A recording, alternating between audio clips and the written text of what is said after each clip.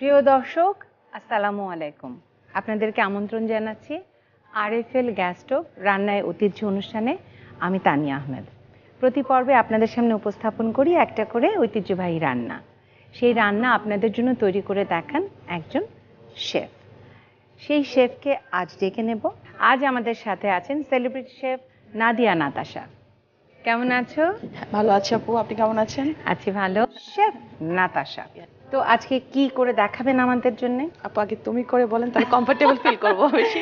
হ্যাঁ, মানে একটু শেফ শেফ ব্যাপার আছে না, একটু সেলিব্রিটি শেফ বলে কথা। না, তো কি করে দেখাবে আজকে বলো? আজকে করব পার্সিয়ান স্টাইলে মাটন কাবাব। পার্সিয়ান, মানে এটার যদি ঐতিহ্য ধরতে যায় তাহলে পার্সিয়ান ঐতিহ্যে চলে যাব রান্নায়।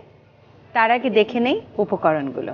পার্সি স্টাইল মাটন কাবাব তৈরি করতে যা যা উপকরণ লাগছে: মাটন কিমা, পাউরুটি স্লাইস, পেঁয়াজ বেরেস্তা, রসুন বাটা, আদা বাটা, জিরা গুঁড়া, গরম মশলা গুঁড়া, কাঁচামরিচ কুচি, ধনেপাতা কুচি, লবণ, ঘি এবং তেল। দেখে নিলাম উপকরণগুলো, তাড়াতাড়ি রান্নায় চলে যায়। তো আমার এখানে কিমা আছে প্রায় 400 থেকে 500 গ্রাম অ্যারাউন্ড মাটন কিমাটা নিয়ে নিচ্ছি ফার্স্টে। এখন আমার কাছে আছে 2 স্লাইস হচ্ছে পাউরুটি। এটাকে আমরা একটু পানি দিয়ে ভিজিয়ে নিব। কেউ চাইলে এটা দুধেও ভিজিয়ে নিতে পারে, সেক্ষেত্রে আরেকটু টেস্টটা বেটার হবে। যদি কোনো কারণে পাউরুটিটা না পাওয়া যায়, সেই ক্ষেত্রে ব্রেড ক্রাম যদি থাকে ওটা ইউজ করতে পারবে। ব্রেড ক্রামও না থাকে সেক্ষেত্রে ফ্লাওয়ার ওটাও সে ইউজ করতে পারবে। ঐতিহ্যবাহী রান্নাগুলো একটু নিজস্ব স্টাইলে করা আর কি। পানিটা একদম চেপে নিয়ে ফেলে দিলে। এর সাথে আমি অ্যাড করব বেরেস্তা হাফ কাপের মতো। আচ্ছা। সাথে অ্যাড করছি কাঁচামরিচ কুচি। এটা একটু নিজের মতো করে ঝালটা একটু বেশি পছন্দ করি। আমি একটু গরম মশলা গুঁড়া দিয়ে দিচ্ছি 1 টিস্পুনের মতো। 1 টিস্পুন আদা বাটা দিচ্ছি। আচ্ছা, আদা রসুন দিয়েছি আমি। এবার একটু জিরা গুঁড়া দিয়েছি। আচ্ছা, হাফ টিস্পুনের মতো করে। ধনেপাতা কুচি দিচ্ছি। ধনেপাতা। এক্ষেত্রে আমি একটু ঘি অ্যাড করব। এটা যদিও আমাদের দেশীয়, ঘিটা আমার কাছে মনে হয় যে কাবাবে একটু ফ্লেভার অ্যাড করে, একটু ডিফারেন্ট। হ্যাঁ, সো আমি একটু ঘি অ্যাড করে দিচ্ছি এটার সাথে। এটাকে ভালো করে আসলে মিক্স করতে হবে। হাতটা ওয়াশ করা আছে, মিক্স করে নিচ্ছি। পরিমাণ মতো লবণ দিয়েছি। এটা আমরা খুব ভালো করে মিক্স করবো। কাবাব জিনিসগুলো না হাতে যতটা সুন্দর বাইন্ডিংস আসে, চামচ দিয়ে মাখালে এটা আসবে না। আমরা এখন চুলাটা মনে হয় অন করে দিতে পারি।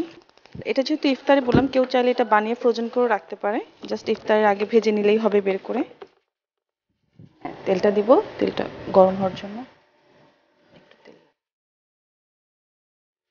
তেলটা আরেকটু বোধহয় গরম হবে। তেল খুব বেশি গরম করব না, সেক্ষেত্রে কাবাবগুলো ভিতরে কুক না হয়ে উপরটা পুড়ে যাবে। সো আমি কাবাবগুলো দিয়ে দিচ্ছি।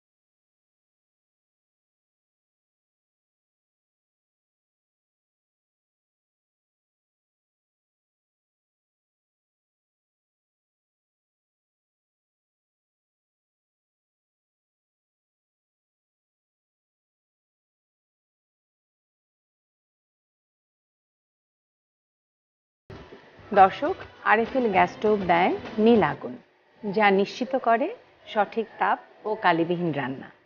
আপনারা ভালো থাকবেন, সুস্থ থাকবেন এবং অবশ্যই ইফতারে এই রেসিপিটি তৈরি করে খাবেন।